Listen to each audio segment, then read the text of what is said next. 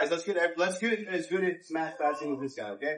So whether I landed here or maybe I did like the log splitter and got his legs that open up, I don't want to, take my wrist in first, right? You can always pull the elbow towards him. It's such a collective submission, right? So whenever I want to go arms under the legs, I always go torso and elbows first, right? When I go here, open my elbows and then get my hands together. Now, this is the important part, right? Notice that there's a lot of space between like the end of his hips, like the end of his butt and my body.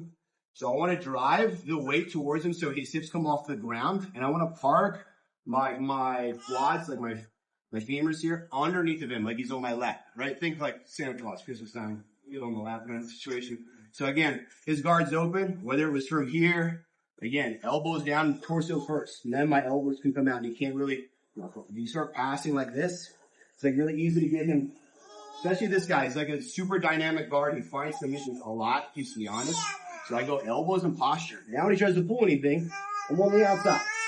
I come together with my hands, and again, I'm going to drive into him and put my knees underneath of his belt, right? From this position, guys, I'm going to start to reach across. I open the collar with my right hand, and I put my thumb, not my fingers in. I want to make sure the blade of my arm can affect his throat, okay? So I open, put my thumb.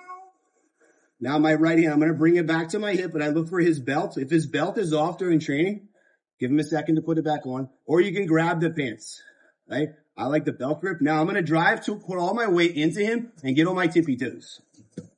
I'm going to let him carry my weight. I circle this way. Now, when you guys are circle passing, always go the same path as the arm that's coming around.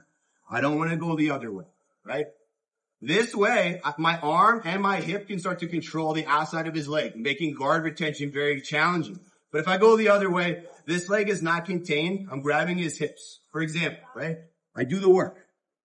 I load him up. I make my grip. I grab the belt. And I go this way.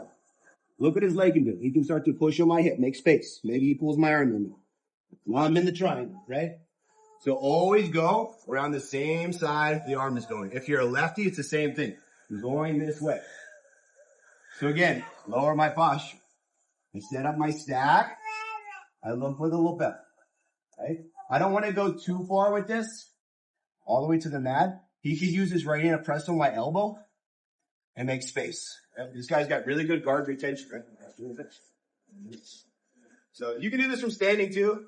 If you're having trouble with a tricky guy, look. I can go low. Knees under the butt first. Try not to reach for the collar from this far away, right? Dive into him, put him on your lap. Look for your lapel grip in the paint of the belt. Whatever's there for him. Now, when you guys are passing, he's got one line of defense that he's going to utilize a lot. His right arm, he's going to use his palm, he's going to make a stiff arm. So, turn this a little bit. So when I'm passing, especially if it's against a guy who's like terrified of me passing their guard, like this guy, right? So when I stack up on my toes, say he's blocking my hip, now we'll just swing forever. So I get frustrated with disillusion that's going to work and I look for a different pass, right? You guys are actually knocking on the door of a really strong pass. You just have to stay consistent and add something else, right? So if I'm stacking, lapel grip, thumb in, not fingers, right? I want my forearm to be a weapon again. You use the belt. I start to stack my weight on my tippy toes. He starts to block my hip. Guys, I'm going to bring my knee and my elbow go over top of his arm. And I collapse his arm. I'm going to use my chest and lift my head and ass to the side control position.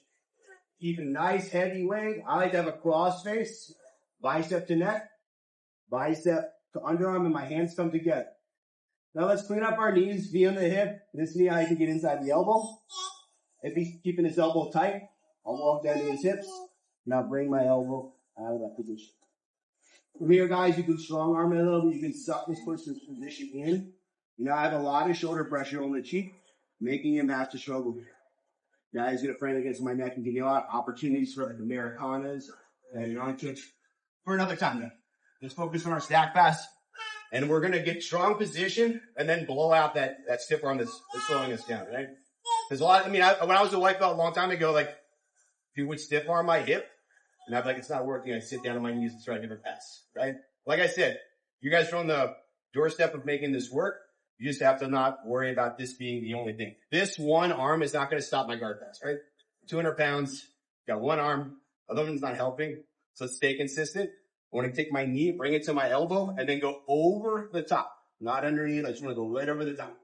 Pin it to the floor, and then lift my head and drive my chest forward. Almost like I'm body surfing on a wave, right?